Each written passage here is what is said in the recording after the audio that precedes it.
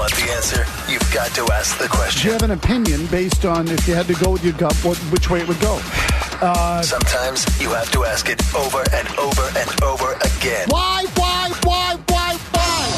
This is 10 Questions with Greg Bedard and Felger and Mazz on 98.5, The Sports Hub.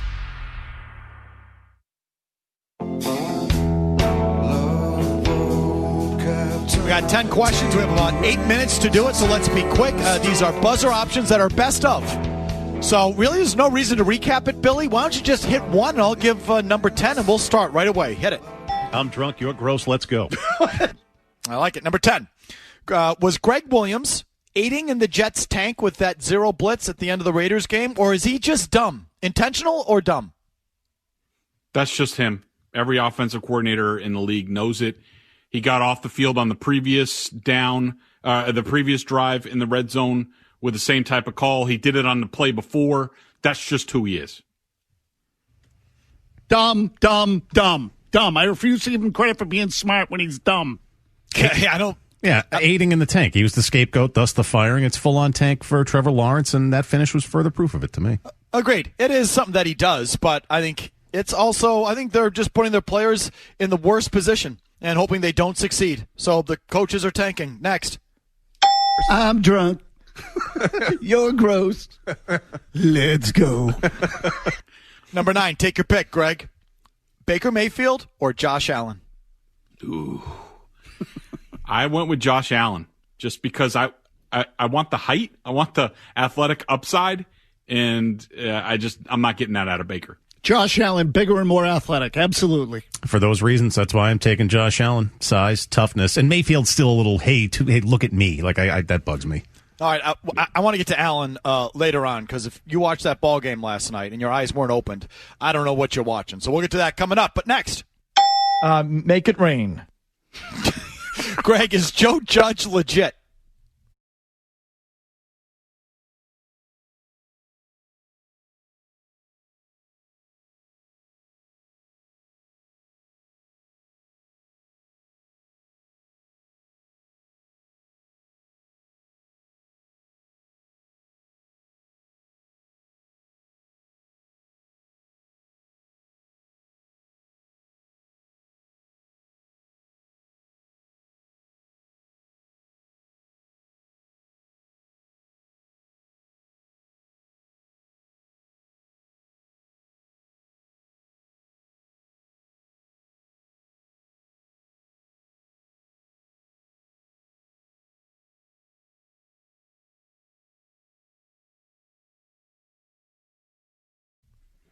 He might be. He's doing a really good job. I think he needs to thank Brian Flores for letting Patrick Graham go because that Giants defense is playing well. But Judge is doing a good job. Yeah, not yet he's not. I mean, not yet he's not legit. I mean, he's doing a good job of late. But I'm not taking my pants off for a guy who's 5-7. No. I say yes. I know he's a walking hard-o football cliche. He drives me crazy, but nobody saw that win in Seattle coming. They're 5-7, and 5 of their losses by a touchdown or less, and the defense is legit, so I say yes. So, here's the one thing I'll give him, not knowing anything about him other than his, hard-o public persona. I do like the fact that he's a special teams coach, so I don't feel like he's going to be one of these glorified coordinators that when the other side of the ball is on the field, his head is buried in the play sheet. He has a chance to be a head coach and not just a promoted coordinator where there's another coordinator doing the other half of the football team. I think that's what the league has become. And maybe those special teams guys, Harbaugh, Belichick really at his core, has a chance, and Joe Judge now has a chance to be a true head coach, which, maybe has something in his favor. Next. My tongue doesn't move that way the way Mazz's does. Number 7, in a recent podcast, Jonathan Kraft would not dismiss the idea of making 50-yard field goals worth 4 points or short field goals worth only 2. Your thoughts, Greg? My thoughts are I would be interested in hearing more. And also, Jonathan Kraft is doing interviews now. This is news to me. Attaboy, Greg. Greg, why would you be interested to hear more? So you like it? Why? Because I'm somewhat interested. Like 55. Let's talk about the yardage. I'm looking for a little bit more creativity in the NFL game and to not maybe press the issue with fourth down plays. I'm open for the discussion. I despise it. I hate it. I don't want teams kicking field goals, period. So, and look, I'm not saying you should never do it, but I don't want some rinky-dink, calibrated metric from doing field goals. No, stop screwing with the rules and watering down the product. Absolutely not. Okay, I'm putting different point values on it, but if Wiggy were here, I know he'd back me up. I am into the 50-yard extra point. Make the extra point 50 yards, so there's really drama on that. If you're down a point, need to go to overtime, no time on the clock, do you trust your bozo kicker from 50, or do you have to line up and go for it and go for the win? I think so to me, that's the only thing I want to screw around with on the field goals is to make a 50-yard extra point. Next. I wouldn't sleep on Brian Hoyer.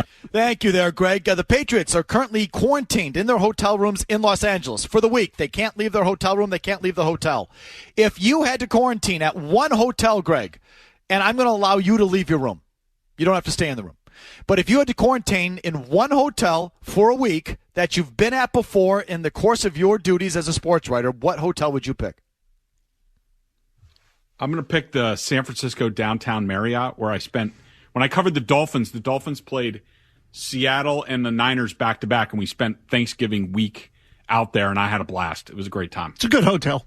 Yeah, I'd go with the Ritz-Carlton in Naples, Florida. That's what I'd go with. They had the baseball winter meetings there once. I think I covered them the entire thing from the pool. I will go with whatever that hotel was that we got booked in Miami for the last Super Bowl I'm sure I'll ever get to go to. That place was the balls. Location was perfect. 5-minute walk to the beach. Loved it. Remember, you can't leave the hotel, though, Murray. I thought you just said I can leave the hotel. You can leave your room, but you can't leave the hotel. Oh, you got to be in the hotel. Then I'll just sneak out and I'll deal with the repercussions. Break the rules. Yeah. Okay. There was a resort at Camelback in Scottsdale that the Bruins stayed at for 3 days, where the writers stayed at as well. That was pretty sweet. Yeah, I've been there. That's nice. I'll take that one. Next. We believe in Jarrett Stidham. Okay, number 5. Who do you believe is the biggest tool bag in the NFL right now, Greg? I went with Bruce Arians. I don't know. I'm tired of him. I'm tired of listening to him, what he's doing with Brady. He's being a tool bag. I consider this to be like power rankings for tool bags. So it's really about what happened in that particular week. So I'm going with Mike Thomas, the special teams guy on the Bengals, who twice popped someone on the Dolphins before the ball got there. Who was it? Jakeem Grant, who he absolutely lit up. What a dink move. What a complete dink move. Mike Thomas, Bengals. I'm also going with Bruce Arians for continuing to throw Tom Brady under the bus. He is an ass. Next. How does that taste? Know your history. Like dog food. Number 4. Who is your favorite non-game network analyst? A guy maybe on the pregame show, postgame show, midweek, whatever. Who's your favorite non-game analyst? Just to be clear, I don't watch a lot of that stuff. Actually, I don't watch any of it. So, but I'm going to go with Chris Sims because I really enjoy his podcast. I think he's got terrific insights. He watches all the games. Really good football talk on his podcast. I enjoy listening to him. Can I go with Mark Spears of Get Up? Sure. I love that guy. You mean Mark or Marcus? Oh, Marcus Spears. Mark Spears, the basketball writer, right? Yeah, they're cousins. Marcus Spears.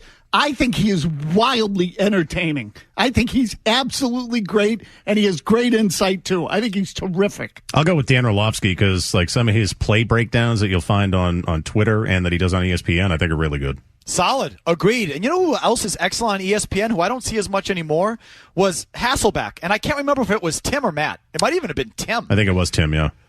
He did excellent work at the video board. Excellent. And he used to do a Monday morning segment on, I can't remember what show, but I thought he used to do a terrific job. I don't see him anymore. So, and I think Orlovsky's sort of taken over maybe that role, but I thought Hasselbeck used to be a great job with that stuff. All right, next. So if you miss 2 on the first one, you get it the second time, you're still down 1. Don't yell at me. Number 3. Who's your least favorite non-game network analyst? Mike Florio. Just not a fan. Can I pick anybody on the NFL Network? Am I allowed to do that? Can I pick anyone there? But if you made me pick someone in particular, I'm going with Steve Smith. Seeing as Greg already said Florio, he would be my number 1. I'll just say the entire cast of Good Morning Football, who are just empty shells that look good on TV. It's so true. The NFL Network, When's the last time you heard anyone say anything on the NFL Network? Oh, they blow. The whole network blows. Useless. Across the board. They somehow made Steve Smith boring. Yeah. Seriously, I think, to me, pick any one of them. They all stink. Oh, so good. So true. All right, next. Day to day, Mike. We'll go day by day. Day to day. We are day to day. We'll just take it day by day. Right now, we're day by day. We'll just be day by day. Thank you, Bill. Number 2, who has the dumbest look, physical look, as a coach? Like, let me give you some examples. Bruce Arians and his stupid chapeau. Doug Peterson and his stupid visor. Matt Patricia, I know he just got fired, but Matt Patricia and the pencil behind his ear. Okay? Things like that. Who's got the dumbest look as a head coach in the NFL? For me, it's Arians' game day look with the shield and his glasses and, like, I don't know. He's not really talking to anybody. I don't know what he's doing on the sideline. So I don't know what's going on there. I mean, to me, this list begins and ends with Matt Patricia. Absolutely. And if you make me pick someone who still has a job, then I'll take Doug Peterson in that stupid tennis pro visor. I think he looks like a complete clown. Yeah, I am also going with surfer dad Doug Peterson, who it dawned on me just like a week ago. He looks like a fatter Derek Lowe, and he's an absolute stiff, and it'll forever boggle my mind that the Patriots lost a Super Bowl to that guy. Matt Patricia and that pencil, that affectation, oh, Mr. Smarty Pants. Oh, Mr. Rocket Scientist, you just had to pull the pencil right from your ear to redo your equations. Oh, you are so smart. Oh, what a fraud. That is the pencil behind the ear of that fat, useless slob, Matt Patricia, who sucks, is absolutely the worst. Absolutely. All right, last one. Oh, my God, get to the question. Please, just ask the question. Appropriate. Last one. Do you find this Patriots season interesting, Greg? Sure, absolutely. I mean, monitoring the standings, watching other games, how it's going to impact things. Is Cam Newton going to be able to hit the broadside of a barn when he throws the ball? I find it all interesting. First 7 to, 8 or 9 weeks? No. Last few? Yes. Not in the least. 1950s offense, quarterback play basically unwatchable, not over Brady being gone. The new uniforms are terrible. Most interesting Patriots season for me by far since 2014. 14 was the year Garoppolo played the first month and they won the Super Bowl, or was that 16? 16. So then 16. Since 2016. 14 was pretty snappy, too. I liked the Darrelle Revis year and how that ended. I think that little era there, 2014, 15, where you lose the AFC title game, 16, Brady's suspended, Deflategate, Garoppolo, like that sort of era to me was the last time the Patriots were interesting. The next 3-4 seasons after that, bleh. And this one has brought me back. I find this season fascinating. All right, back to your calls. I promise right after Big Jim Murray's up.